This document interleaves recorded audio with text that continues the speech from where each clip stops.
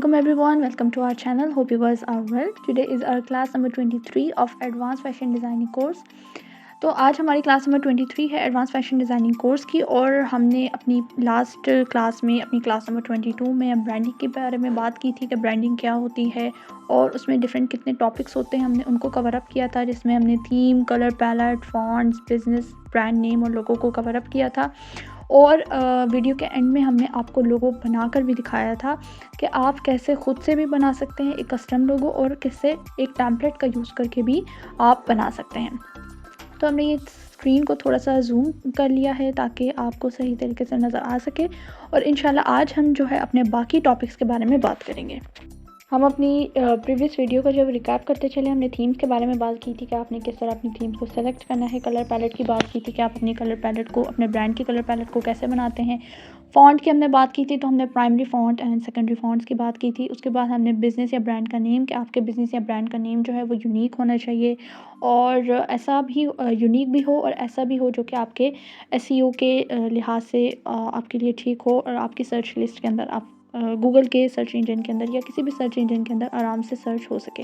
फिर हमने लोगों के बारे में बात की थी कि लोगो सिर्फ आपके ब्रांड की पिक्चर नहीं होती है, बल्कि आपके ब्रांड की फुल स्टोरी होती है, आपके ब्रांड को रिप्रेजेंट करना होता है।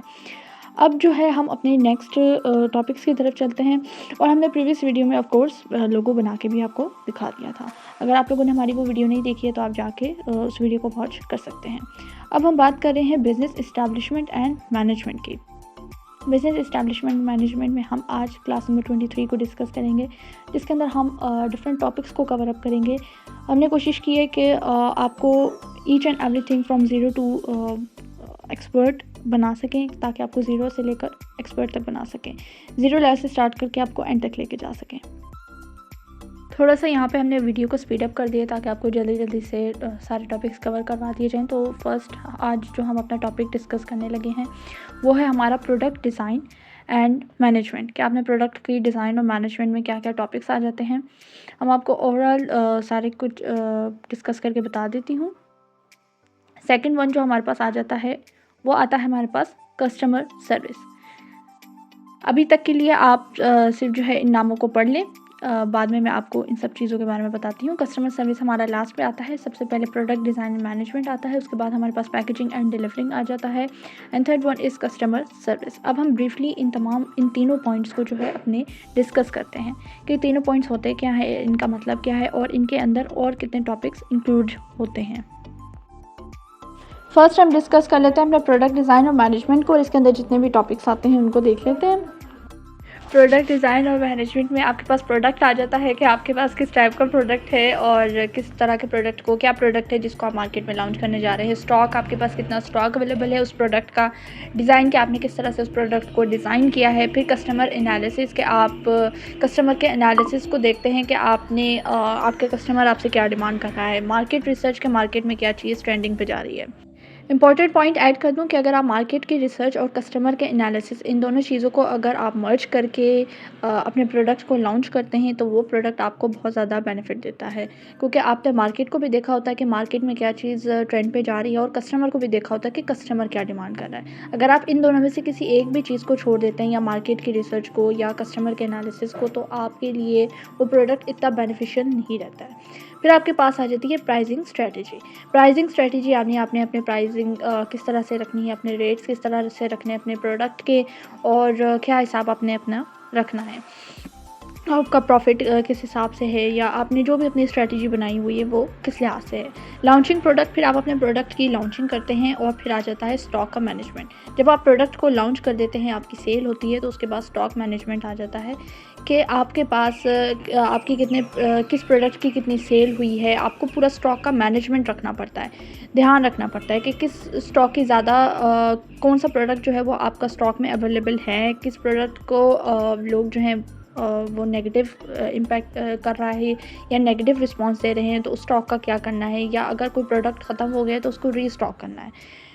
प्रोवाइडिंग डिफरेंट ऑफ़र्स, आपको डिफरेंट ऑफ़र्स आप प्रोवाइड करते हैं, जैसे कि आप सेल की ऑफ़र्स प्रोवाइड करते हैं, आप डिस्काउंटेड ऑफ़र्स प्रोवाइड करते हैं। आपने देखा होगा कि जी 7% ऑफ, 70% ऑफ सेल लग जाती है, सीज़नल सेल्स होती हैं, ठीक है। और अब तो ब्लैक फ्राइडे सेल्स लगती हैं और डिफरेंट किस्म की सेल्स आ गई हैं, डिफरेंट किस्म की कैटेगरीज़ आ गई हैं। डिस्काउंटेड ऑफ़र्स आप देते हैं कि अगर आप इतनी चीज़ परचेज़ कर रहे हैं इतने की तो आपको इतना डिस्काउंट मिलेगा। कूपन्स आप प्रोवाइड करते हैं।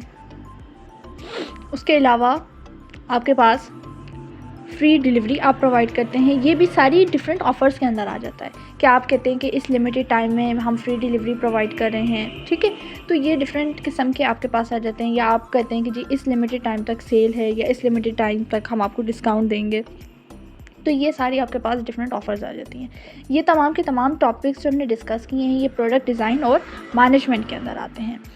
एक दफ़ा फिर से आपको प्रोडक्ट डिज़ाइन और मैनेजमेंट के बारे में बता दूं कि इसमें हम प्रोडक्ट की बात करते हैं। प्रोडक्ट क्या है आपके पास, किस तरह से आपने उसको डिज़ाइन किया है, किस तरह से बनाया है, फिर प्रोडक्ट का कितना स्टॉक आपके पास है, और फिर कस्टमर एनालिसिस कि आपका कस्टमर जो है लोकल जो ऑडियंस है वो आपसे क्या डिमांड कर रही है, किस तरह की प्रोडक्ट वो आपसे डिमांड कर रहे हैं। उसके अलावा मार्केट रिसर्च के मार्केट में क्या चीज़ जो है वो ट्रेंड पे जा रही है या मार्केट में क्या चीज़ ज़्यादा इन हुई भी है। फिर उसके बाद आप प्राइसिंग स्ट्रेटजी पे जाते हैं कि आपने अपनी प्राइसिंग को किस तरह से रखना है कि आपका कंपटीशन भी बना रहे आपके कॉम्पिटिटर के साथ। इस तरह से अपनी प्राइसिंग स्ट्रेटजी को आप रखते हैं। उसके अलावा आपके पास आ जाता है लॉन्चिंग प्रोडक्ट। आप अपने प्रोडक्ट को लॉन्च करते हैं। यहाँ हमने अपने प्रोडक्ट के शूट या फिर मार्केटिंग की बात नहीं की है क्योंकि वो हमारे नेक्स्ट स्टेप के अंदर हम उसको डिस्कस करेंगे। लॉन्चिंग प्रोडक्ट आ जाता है। फिर स्टॉक का मैनेजमेंट कि आपकी जब सेल होती है अल्लाह करके आप जब अपने प्रोडक्ट को जिस भी प्रोडक्ट को लॉन्च करें, हर एक बिज़नेस के बारे में बात करें, जब भी आप किसी भी प्रोडक्ट को लॉन्च कर रहे हैं तो अल्लाह पाक आपको कामयाब करे और आपकी मतलब जितना भी आपके पास स्टॉक अवेलेबल हो वो सारा का सारा सेल हो जाए। तो फिर आपके पास लॉन्चिंग प्रोडक्ट है, फिर स्टॉक का मैनेजमेंट है कि आपके कितना स्टॉक में होना चाहिए और कितना नहीं होना चाहिए, कितना आपके पास स्टॉक रह गया है, किस चीज़ को आपने रीस्टॉक करना है, किस प्रोडक्ट को। फिर हमने यहाँ पर एक और चीज़ ऐड कर दी है, टेस्टिंग प्रोडक्ट। प्राइसिंग स्ट्रैटेजी के बाद और लॉन्चिंग करने से पहले आप टेस्टिंग करते हैं अपने प्रोडक्ट की कि आपका प्रोडक्ट के अंदर क्वालिटी एश्योरेंस करते हैं, टेस्टिंग करते हैं कि आपका प्रोडक्ट जो भी है वो सही है या उसमें कुछ मसला तो नहीं है। फिर आप अपने प्रोडक्ट के लॉन्च को, स्टॉक के मैनेजमेंट को, फिर आप डिफरेंट जो ऑफ़र्स प्रोवाइड करते हैं तो आप उस चीज़ को फिर देखते हैं। इसको मैं आप लोगों के लिए हाईलाइट भी कर देती हूँ ताकि आपको ईज़िली पता लग सके कि ये हमने जो अपनी ऑफ़र्स की बात की है वो किस किस्म की ऑफ़र्स हो सकती हैं। अब हम जाते हैं अपने सेकंड टॉपिक की तरफ जो कि है पैकेजिंग एंड डिलीवरिंग।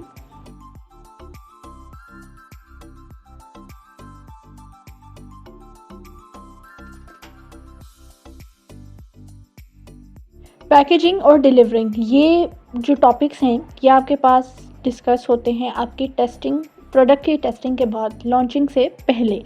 जिस तरह से हमने कहा था कि लॉन्चिंग से पहले हम प्रोडक्ट की टेस्टिंग करते हैं, इसी तरीके से लॉन्चिंग से पहले हम अपनी पैकेजिंग और डिलीवरिंग को भी मद्देनज़र रखते हैं और देखते हैं कि उसके अंदर हमने क्या करना है कि आपने अपने पैकेजिंग को डिज़ाइन कैसे करना है, आपने अपना पूरा पैकेज बनाना है तो उसको पूरा पैकेजिंग को आपने किस तरह से डिज़ाइन करना है। जैसे कि हम फॉर एग्जांपल पैकेजिंग बैग्स बनवाते हैं, पैकेजिंग बॉक्सेस बनवाते हैं, ठीक है। तो आपने अपने पैकेजिंग को किस तरह से डिज़ाइन करना है। फिर टैग्स आपने देखा होगा डिफरेंट लगे होते हैं। जैसे अगर हम अपने ड्रेसेस की बात करें तो ड्रेसेस के बैक के ऊपर, उनके ट्राउज़र्स के ऊपर, शर्ट्स के ऊपर, दुपट्टा के ऊपर इवन के टैग्स लगे हुए होते हैं, ठीक है। ब्रांड के या बिज़नेस के नाम के आपके कूपन कार्ड्स होते हैं, आपके थैंक यू कार्ड्स होते हैं, पैकेजिंग बॉक्सेस बनते हैं। इसके अलावा और बहुत सारे होते हैं आपके बिज़नेस कार्ड्स जो कि आपके लिए बहुत बहुत ज़्यादा इंपॉर्टेंट है। आप बिज़नेस कार्ड्स बनवाते हैं, ज़िपर बैग्स बनवाते हैं।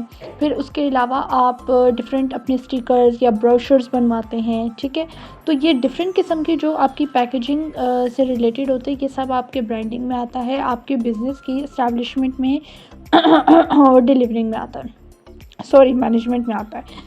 और इसके अलावा अगर हम डिलीवरिंग की बात करें तो डिलीवरिंग के अंदर आपके पास डिलीवरी की सर्विस आ जाती है कि आपने कौन सी डिलीवरी सर्विस अवेल की है। जैसे कि हमारे पाकिस्तान में TCS है, लेपर्ड कोरियर है, इसके अलावा डाइवो है, और डिफरेंट किस्म की अब तो आ चुकी हैं डिलीवरी सर्विसेज। तो आप कौन सी अवेल करते हैं? डिलीवरी आपने नेशनल देनी है, इंटरनेशनल देनी है, नेशन वाइड देनी है, यानी अपने ही मुल्क के अंदर देनी है, या अपने इंटरनेशनली भी देनी है।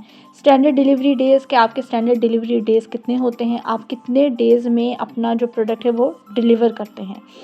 फिर आपके डिलीवरी चार्जेस आ जाते हैं कि आपने अपने डिलीवरी के क्या चार्जेस रखने हैं। फ्लैट चार्जेस होते हैं जो कि आपने हर एक एरिया के लिए एक ही चार्जेस होते हैं, ठीक है।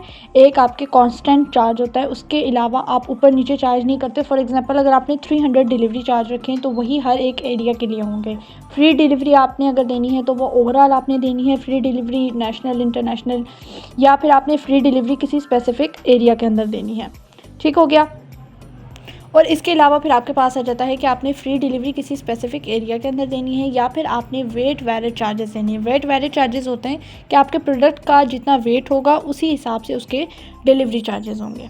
मैंने इस डिलीवरी चार्जेस के पॉइंट को भी हाईलाइट कर दिया है। अब इसके अलावा हम कस्टमर सर्विस की बात करते हैं, जिसमें आपकी डिलीवरी आ जाती है कि आपने अपने प्रोडक्ट की किस तरह से डिलीवरी दे रहे हैं, और डिलीवरी के बारे में हमने जितनी भी बात की वो सारी इसके अंदर आ जाती है। फिर कस्टमर का एक्सपीरियंस आ जाता है कि आपका कस्टमर जो है वो आपके प्रोडक्ट के बारे में क्या फ़ीडबैक दे रहा है, क्या रिव्यूज़ दे रहा है, या फिर हम एक और रेटिंग्स आ चुकी हैं तो आपके प्रोडक्ट के बारे में उसका कैसा एक्सपीरियंस रहा है, पॉजिटिव है, नेगेटिव है, उसमें उसको रेटिंग्स में भी डिवाइड कर सकते हैं, रिव्यूज़ में भी, फीडबैक्स में भी।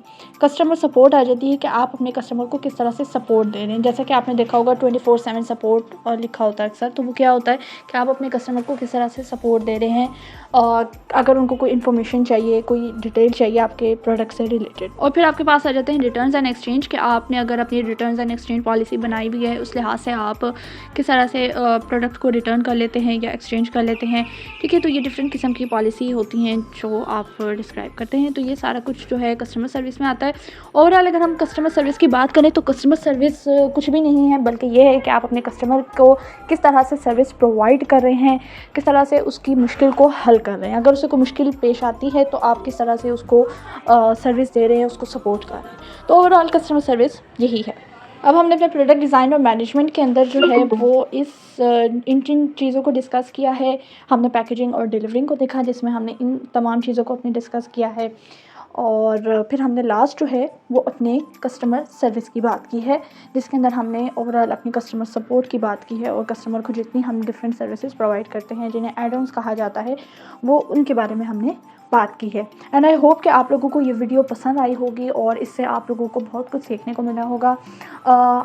हमारे लिए कुछ कभी कभी हमारे कुछ टेक्निकल एरर्स आ जाते हैं, जिनकी वजह से हम वीडियो अपलोड नहीं कर पाते हैं, या कुछ पर्सनल इश्यूज़ आ जाते हैं, या कुछ हेल्थ इश्यूज़ आ जाते हैं, जिनकी वजह से हम वीडियो को प्रॉपरली कंटिन्यूसली जो है वो एक स्केड्यूल के मुताबिक नहीं लेके चल पाते हैं, और हमारा स्केड्यूल थोड़ा बहुत जो है वो आगे पीछे हो जाता है। तो इंशाल्लाह हम अपनी नेक्स्ट वीडियो में मिलेंगे। और अगर आपने हमारे चैनल को सब्सक्राइब नहीं किया हुआ है तो आप हमारे चैनल को सब्सक्राइब कर लें। अगर इस कोर्स में एनरोल होना चाहते हैं तो आप हमारे बायो में दिए गए नंबर पर कांटेक्ट कर सकते हैं, आप हमारे डिस्क्रिप्शन में दिए गए नंबर पर कांटेक्ट कर सकते हैं और अपने आप को कोर्स में एनरोल करा सकते हैं। इसके अलावा कोई भी गाइडेंस चाहिए हो, कोई भी डिजिटल मार्केटिंग सर्विसेज चाहिए हो सोशल मीडिया की, तो आप हमसे कांटेक्ट कर सकते हैं। Thanks for watching. अगली वीडियो तक के लिए अल्लाह हाफ़िज़।